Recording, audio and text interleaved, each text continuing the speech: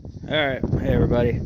I had a couple requests to do a video of a equipment tour, so figured I'd do it today. So we're in a big tool shed here. This equipment tour will probably be a couple parts. Hopefully I can get this whole shed on one video. Should be able to if my phone doesn't run out of memory, but if it does, just cut out and I'll have to make another part. Alright, let's see where to start. I guess we'll just start over here. So, got 3 Kilbros 350 gravity boxes. 2 of them are on Gale running gears. And I don't remember what that one there is. But, yeah, don't really use them too much anymore. Pretty much just use them as storage. Sorry if this is windy, I should probably move out of the way. So, we got those. We got the feed grinder there. Most people have seen my videos. We got the John Deere 2940. And that is a New Holland BR 740A silage special round baler.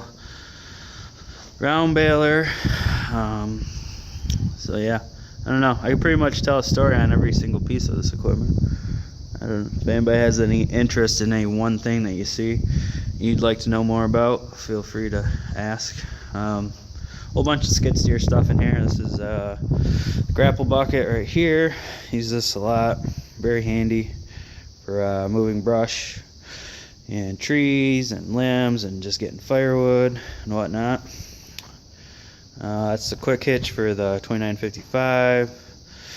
Here's the auger that was on the mixer. I had taken off because I had to fix the lower auger on it.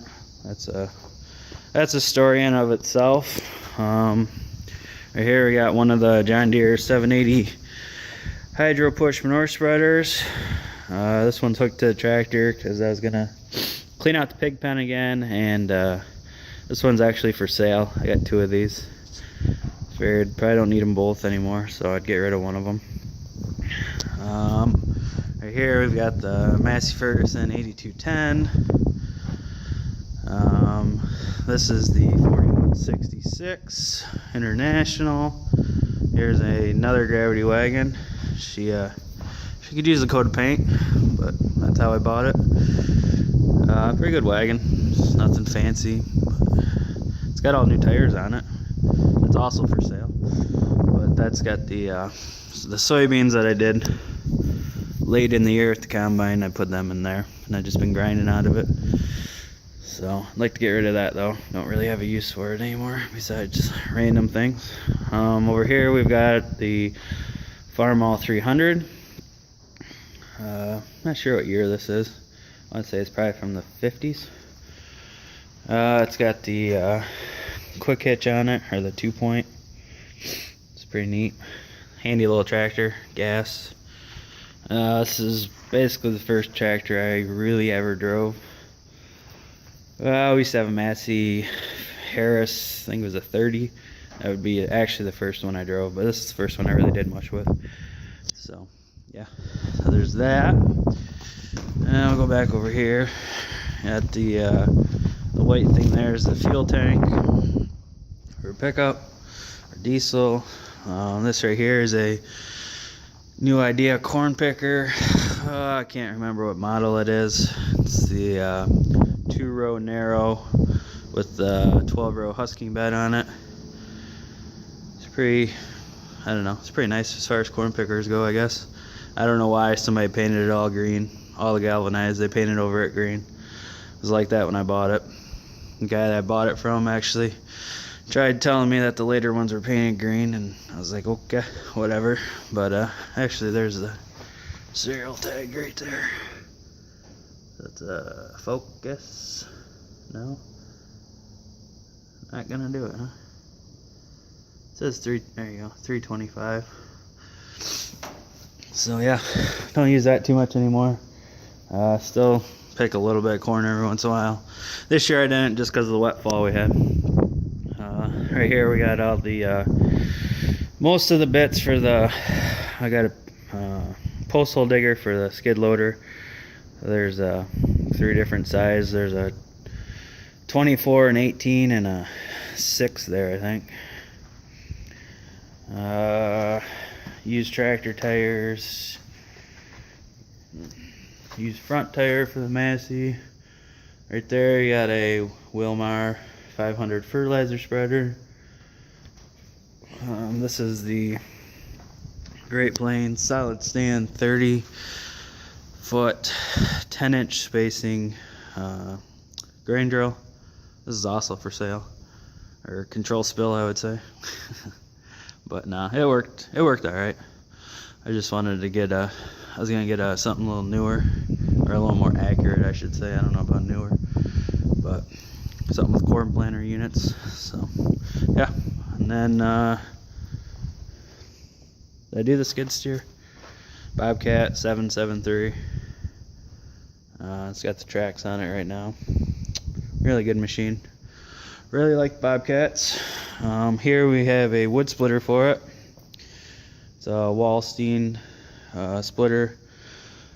Hooks directly to the skid steer, and then it's got the hoses there, so you control everything from there. Works really good for splitting up big oak or something. If you get big pieces, you know, you're cutting something that's 3-4 foot in diameter, you don't want to have to pick it up or move it onto a splitter. You can use that.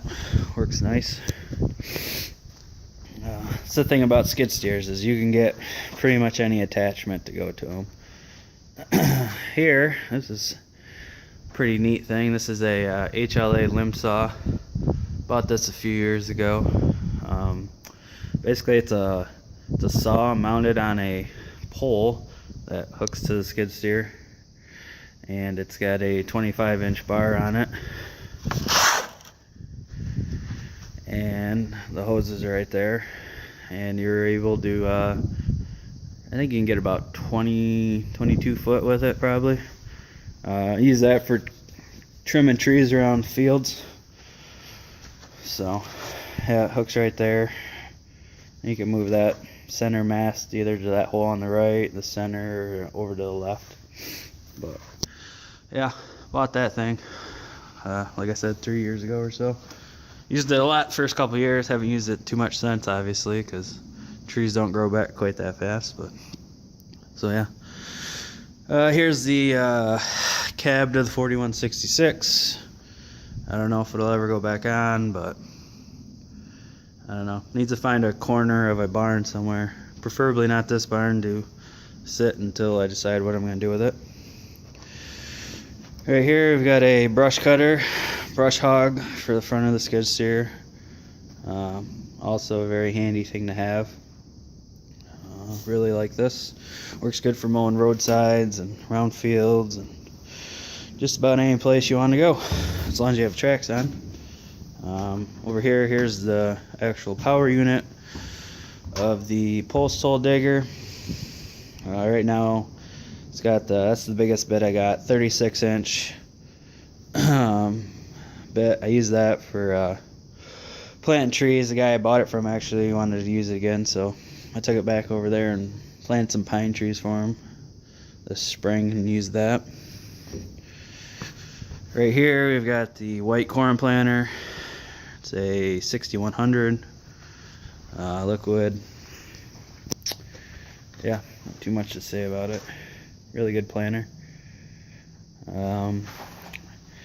This pile here is a pile of parts for the 750 combine. A couple years ago I was at an auction that had a set of steel tracks for a 750 combine, and I don't know why I really bought them. It's kind of neat, but they're sitting outside. They'll probably be in the next video. But this right here is the throat extension, because when you put the tracks on, your feeder house needs to get a little bit longer, and some miscellaneous brackets for mounting, and those are the cogs that you would bolt on to where your tires are and your rims. This right here is a Hardy 575 sprayer. It's got the 60-foot Eagle boom on it, and yeah, I don't know what all there is about that.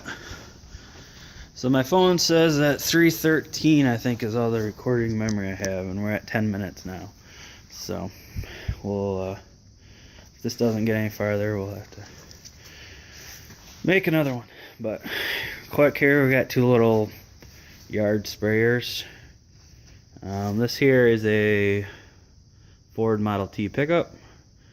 I believe it's a 1926.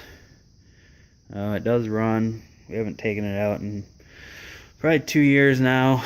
It really needs to get some work done to it, like the bed needs to be replaced and the seats inside need to be replaced. But yeah, that's a pretty cool old truck to drive around. Pretty simple things. Got a air compressor sitting on the back of it for I don't know what. Sorry for the jiggliness. I can't even go that way. Go over the spreader. There, that is the John Deere 2955. If you've seen any of my other videos, you've seen that. There's the Massey Ferguson 750 combine. The Umferwerth 530 gravity wagon. This is just a load of some sketchy hay that I tried baling late in the year.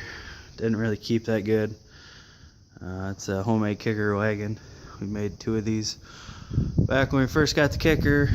It's on a Massey Ferguson running gear, and I don't know, it's probably just gonna be cow feed. Stuff's a little musty, not good for horse people. Here is the 63C corn head, 6-row corn head narrow for the combine, and my homemade header cart, which is just a running gear with a telephone pole. But it works. See, telephone pole. Probably could cut a little more off of it. Over here, this is the 1955 Oliver Super 55. That needs to get out of here this summer and do something. I don't know, might Ted hay with it. Right there you can see the Gale 420 wheel rake that isn't used for much besides round baling corn stacks.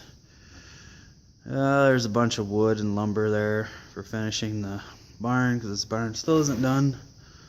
There's a generator. This right here is a little sled that I made to go ice fishing.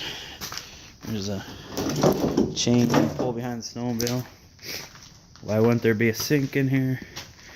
And this right here is a bracket that the guy that I bought the auger bit for made, that all the attachments can sit on. But alright, my phone's gonna run out of battery here, so thanks for watching.